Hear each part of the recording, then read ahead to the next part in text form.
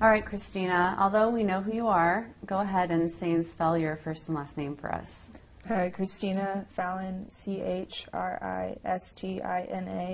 Fallin. Okay. Tell us a little bit about yourself. As far as my profession goes, or what I do. Sure. I am a business consultant. I primarily work with the Oklahoma City Boathouse Foundation, and I also have many hobbies and other projects that I delve into. I'm a pilot, I've been a DJ, I've dabbled in modeling and acting, I've been a lobbyist, I plan events. I try to be well-rounded and somewhat of a modern-day Renaissance person. And during this, just look at me and kind of pretend that the camera's not even there, okay? And you're 25 now. How old were you when your mother decided to run for governor? Oh, gosh. Let's see. So it's been 2 years ago. I mean, I guess I was 23. I'd have to look it up. What was your reaction? It kind of seemed like a natural progression of events. She's always wanted that for herself, and it's been a matter of timing to get to that point, and I was happy for her when she decided. She asked us if it was okay, if we had her support when she was trying to decide to run, and she had our support fully, and we always had hoped that that would happen for her. How did it change your life? It's almost like it didn't change it at all, because she's been in politics since I was 3.5, so it's just a different title at a certain point, but there are things that begin to reveal themselves that show it's quite different from other things she's done. There's a lot more attention on her family than there has been in the past, and we've also gotten to experience things that are unique to the position that have been interesting for us. But it hasn't been too much of a change, honestly. But it's put you in the spotlight a lot. How has that affected you, being in the spotlight? I think with the way that social media is these days, it's a lot easier to bring the family into the spotlight, whereas maybe, Governor Henry's kids were younger, and not everybody was using social media as they are now. And so I think with just modern times and technology, and then me being older and me kind of being out in the community and doing things, that it's been impactful in that sense, because I am the governor's daughter. What's the worst thing about being the governor's daughter? I think the worst thing is it can be a very stressful job. It can be a thankless job at sometimes, and it makes me sad when people perceive things and misperceive things, I should say, and it almost becomes personal, because you do a job like that because you love it and you care about people, and sometimes that gets lost in politics. How would you describe your personal style? Because you definitely have a unique style. It's one that's evolved over time. A lot of my upbringing has affected my style. I do love fashion, but I don't focus on trends or what's happening at the time, but I focus on what feels most like me. And I love looking to the future and dressing modern and futuristic, and I love to dress up, but then to have kind of messy hair that kind of throws it off a little bit. It's very thoughtful how I dress, and it's finally kind of, I don't know, I guess I've finally come into my own within my own style. It's hard to describe it, honestly. What does your mom think about your style?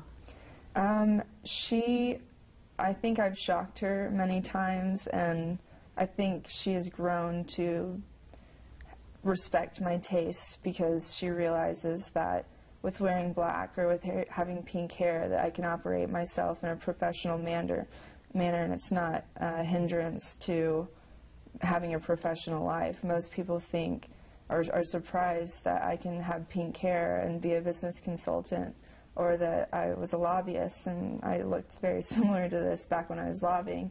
And it's a matter of people respecting you as a person, and you being professional, and you being on time, and you being on point. And I think that now that she knows that it's not a hindrance, that she respects it even more so. Now, you had this photo shoot at the governor's mansion that received a lot of criticism. Did your mom know about that photo shoot at the governor's mansion before it happened? She did not. I think she was maybe even out of town at that point. But I just honestly did not think of it like other people thought of it, as being a problem or disrespectful. I honestly thought it was just the opposite. I thought I was being very respectful and showing my appreciation and incorporating the Oklahoma culture and the historical aspect of the mansion into my life and into my style with fashion. And that was my way of paying respect to Oklahoma culture, honestly. Was your mom or her staff mad at you after that photo shoot? I would say they weren't mad at me. They were just, they couldn't understand what happened for it to flare up like it did. Next thing we knew, we had people in our yard doing a report on it, and that's pretty shocking that something so minor could get a reporter dragged to our yard or in front of the mansion. And you've also had a couple marriages and an annulment and a divorce that has gained some attention. Mm-hmm. First of all, what happened with your first marriage? I think that generally everybody can understand that relationships are just a very challenging thing, and no relationship is easy, and especially when you're taking it as seriously as I take my relationships.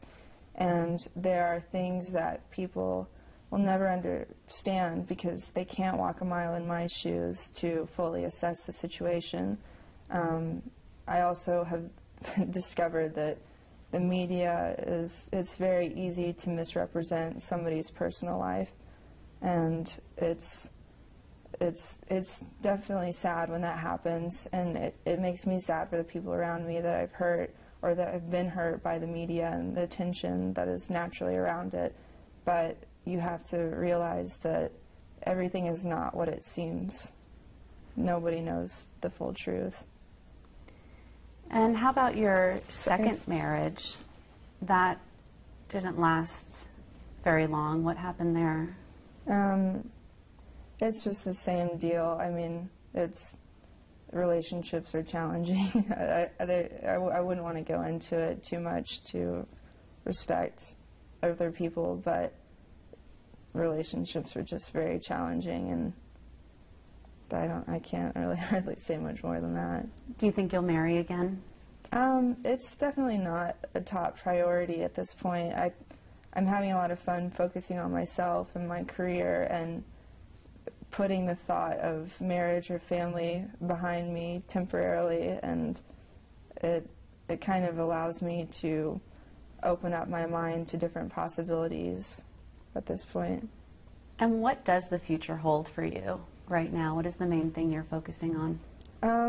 I'm really kind of enjoying doing things like this to where I can have an impact on people, and I try to, my whole philosophy is to show people that things are not what you perceive them to be. I don't know how to put it.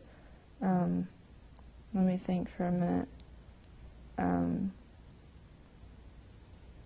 Keep going with your question. I can't explain it very much. By looking at you, people may have this perception of who you are based on your appearance. Mm-hmm. What do you want to say to people about who you really are?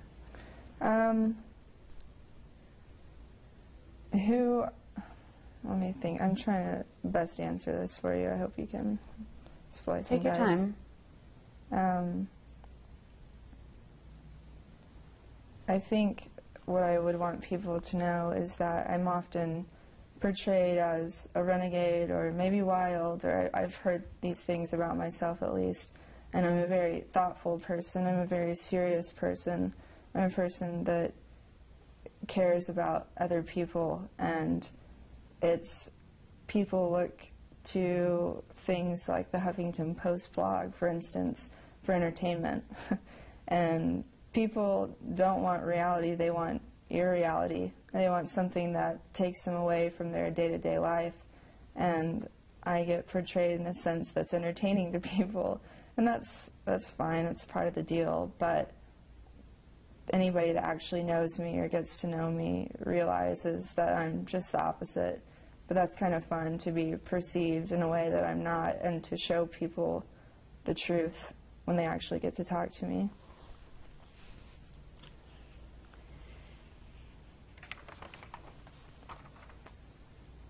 Is there anything else that you want to add or tell people? Let me think.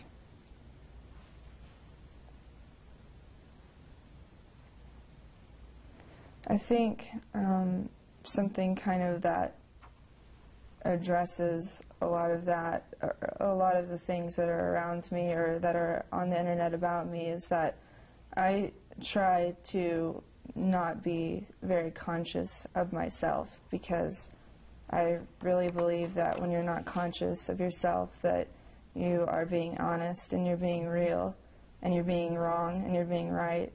And those are the things that people love about characters or people in the spotlight, is they can relate to the beauty of what's real and raw. And so, yeah, my private life has been played out countless times, whatever has happened over the internet. But I've also found that a lot of people write me and on Facebook or other ways of communication and support that I'm living my life just as I want to live it, and I'm not letting other outside forces affect my individuality and the persona that I've created for myself and that I want to be portrayed as in society. What's the most hurtful thing you've read about yourself on the internet? I don't know. It's hurtful. It's not hurtful about myself. It's hurtful about other people around me, because I have gotten to a point where I've trained myself to brush it off. I figure people want to be entertained. Maybe some people had a bad day and they want to say something bad. That's fine. But I am able to think like that because I've been doing this long enough. But my friends or my family or my husbands or whatever, they don't understand it the same because they haven't grown up with that. That's the most hurtful thing, I'd say. Okay. All right. Anything else you want to add? I don't think so. I think we got it. Okay. That's perfect. Thank you so much.